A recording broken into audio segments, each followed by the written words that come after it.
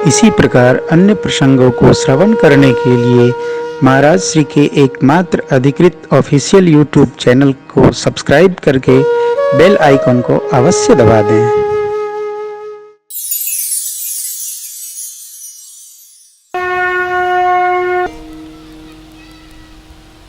विश्वास पूर्वक, कर्तव्य पूर्वक, अज्ञानता में नहीं। कल एक कड़वी बात कही थी, आज उससे भी कड़वी बात कहते। बच्चों का स्वभाव देख करके पढ़ाई निर्णय रखें। बच्चों के जन्म का समय विचार करके उनकी कुंडली में क्या बनने का योग है, विधिवत ज्योतिष के अनुसार लक्ष्य तय करें। हम हर साल बच्चों की कुंडली आचार्य श्री को दर्शन कराते हैं, बैठते हैं 2 घंटा, जैसा वो कहते हैं वैसा करते रहते हैं। ज्योतिष सूर्य है, साक्षात सूर्य प्रकाश है,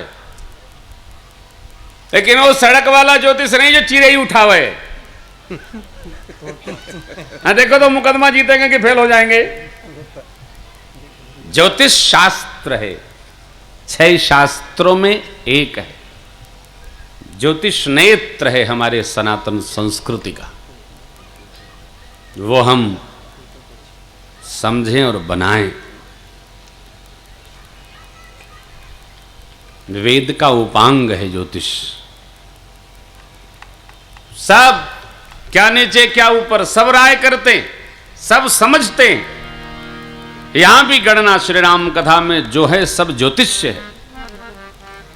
ज्योतिष कितना प्रामाणिक है आप देखेंगे।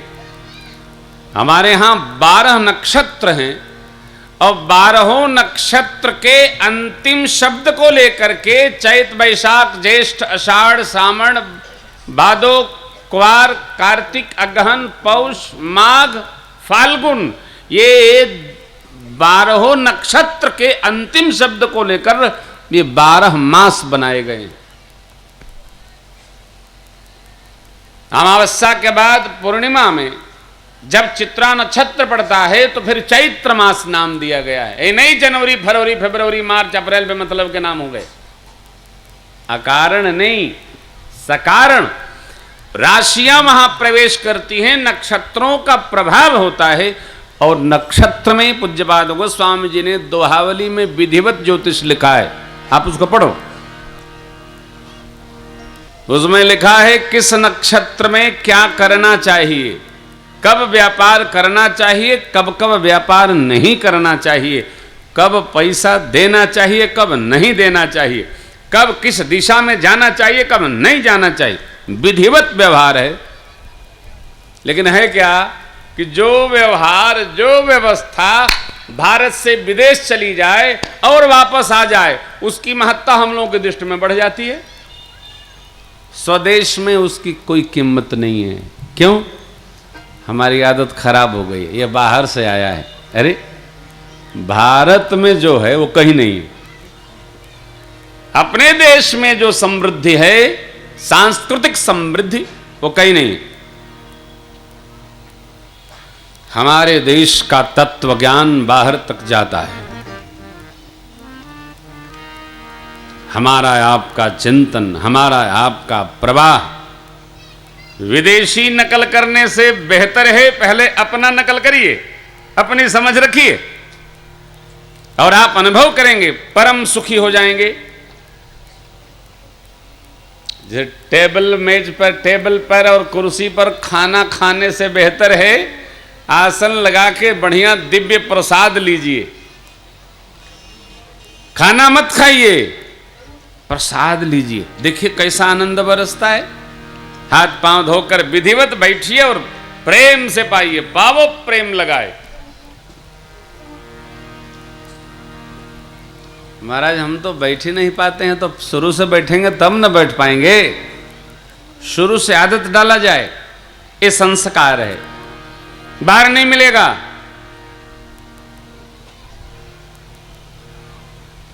हमारे ऋषि मुनियों ने हवाई जहाज,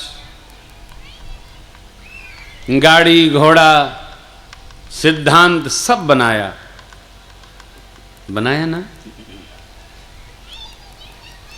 मन से गति होती थी, मन से। यहां बैठे हैं, यहां बैठे बैठे गतिमान हो जाते थे महापुरुष लोग, और वो कोई बाहर से नहीं, सब सदगृहस्थ थे। एक मान्यता बन गई है, गृहस्थी में रहने वाला आदमी केवल रोता रहता है, और हंसता कौन है? जो विरक्त है। जरा विरक्तों का साथ करिए तो पता चलेगा, आपसे ज्यादा वो रो रहे हैं। गृहस्थ में रहकर सारे विकारों को समेटकर, साध कर, दम और शम पूर्वक परमात्मा के भजन के साथ आप तत्व ज्ञान में अधिक अग्रसर हो सकते हैं। ये प्रमाण है। करिए ना, कौन करेगा? हम बहुत अच्छे लगते हैं, हमको अच्छा लगना चाहिए। अच्छे से क्या होगा? हमारा जीवन, हमारा व्यवहार हमारे प्रभु को कितना अच्छा लगता है, एक इसका विचार करना चाहिए। भूत यज्ञ है, कौआ, कुत्ता, गौ माता, हाँ, इनको सब सेवा करना, जिससे कोई हमारा संबंध नहीं। भूत यज्ञ, अतिथि यज्ञ, अतिथि देवो भव, पितृयज्ञ, देव यज्ञ, ब्रह्म यज्ञ हम करते हैं क्या? वेद पुराण खरीद के लाते हैं, लोगों को बांटते हैं क्या? नहीं। तो ब्रह्म यज्ञ नहीं भया। ये कथा क्या है? ये ब्रह्म यज्ञ है। ब्रह्म यज्ञ कथा बट रही है, सबको अमृत प्राप्त हो रहा है कानों में। पूजन में बैठ गए, देव यज्ञ कर रहे हैं, देवता प्रसन्न हैं, चलो मेरी सेवा भाई करते हैं। और ये सारे यज्ञ केवल और केवल गृहस्थ के लिए है, वानप्रस्थी के लिए नहीं। मनु जी महाराज, दंपति धर्म आचरण नीका। दंपति धर्म बोले तो गृहस्थ धर्म, आचरण नीका, बढ़िया आचरण। आचरेत इति आचरण, आचरण में हम चरें। आ गया क्या? सत संस्कार हमारे चरण में आ गया, हम उस पर चरने लगे, ये हो गया हमारा आचरण। इसलिए आचार्य को श्रेष्ठ माना गया है। क्यों? आचार्य के आचरण का हम अनुसरण करते हैं। महाजनों ये नगतः सपंथा, आचार्य जी आते हैं, हम खड़े हो जाते हैं, उनका सम्मान करते हैं, श्रेष्ठ आसन देते हैं, उनके बैठने के बाद हम बैठते हैं। आचरण का हम सम्मान करते हैं, धन का नहीं। व्यक्ति के व्यक्तित्व का हम आदर करते हैं, व्यक्ति के ऐश्वर्य का नहीं, लोभ से नहीं, संस्कार से हम विनम्रता रखते हैं, शीलता रखते हैं। इसलिए परमात्मा ने श्री हनुमान जी का संस्कारशील देखकर उनको ममत्व दिया, स्नेह दिया, हृदय से लगाया। अब हनुमान जी ने कहा, प्रभु शैल पर कपि श्रेष्ठ रहते हैं, वो आपके दास हैं। श्री हनुमान जी कह रहे हैं वो दास है। कौन? सुग्रीव। सत्य ये नहीं है। कपिपति कौन है? बाली। श्री हनुमान जी ने ऐसा क्यों कहा? बस सद्भाव के कारण।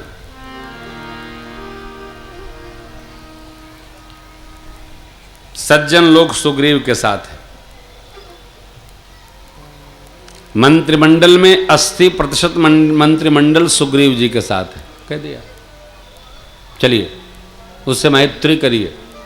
लक्ष्मण जी बोले हम जाकर मित्रता नहीं करते हैं, उसको यहां लाओ। जाके कोई मित्रता करता है क्या? तो श्री हनुमान जी ने कहा, भैया वो डरता है, वो आ नहीं सकता। काहे का डर? बताए। बोले हम थके हैं, हम जा नहीं सकते। तो श्री हनुमान जी ने कहा कोई बात नहीं, आप थके हैं तो हम आपको ले चलते हैं। बस श्री हनुमान जी महाराज पीठ पर बैठा लिए उभौजन पीठ चढ़ाई। जय श्री राम का घोष किए और सुग्रीव जी के पास। क्यों? पैदल पैदल जाते तो तब तक सुग्रीव डरते रहते। क्या बात है, पता करो, नल तुम जाओ, जामवंत तुम जाओ। नहीं, कोई आदमी डर गया हो, उसका डर निकालने में कम से कम 10-5 साल लग जाता है। फोबिया हटाने में समय बहुत लगता है। डर निकालने के लिए फिर उसी स्थान पर वापस जाना पड़ता है, मानसिक रूप से लेकर। श्री हनुमान जी ले आए और दोनों ओर की कथा श्री हनुमान जी ने दोनों लोगों को सुनाया। तब हनुमंत उभय दिशि की सब कथा सुनाई, पावक साखी दे करी जोरी प्रीति दृढ़, किन्हीं प्रीति कछु बीच न राखा, लक्ष्मण राम चरित।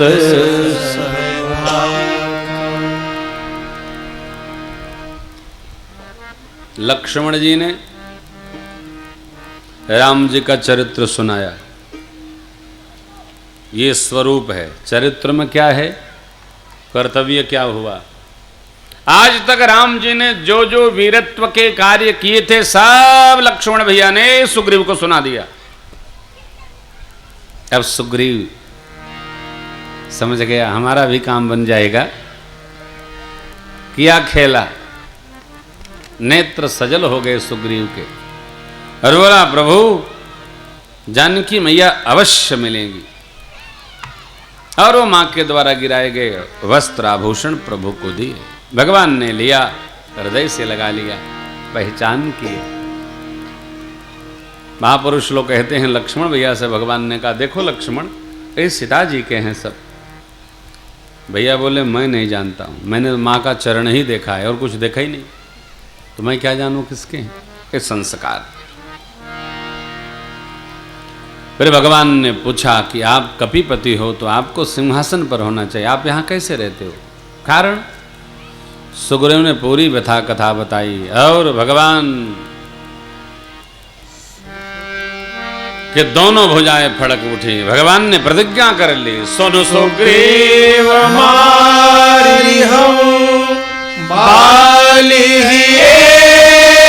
कही ब्रह्मरूप रुद्र शरणागत गए न उपरि प्राण। यहां भगवान ने मित्र धर्म का पवित्र उपदेश किया है। अद्भुत है। मित्र के दुख में जो दुखी न हो उसका दर्शन करने में भी पाप लगता है। अपना पर्वत जैसा दुख कण जैसा जाने, मित्र का कण जैसा दुख पर्वत जैसा माने। जिसके मति में ये बात नहीं आवे वे सठ मित्रता करने के अधिकारी नहीं है। मित्र का स्वभाव कुपंथ से हटाकर और सुपंथ पे लगा दे, गुण को उजागर करे, अवगुण को हटाने का यत्न करे, देते लेते संबंध में कोई संशय न रखे, अपने अनुमान से अपने बल से अधिक मित्र का सहयोग करे। मित्र विपत्ति में हो तो उसको सौगुना प्रेम करना चाहिए।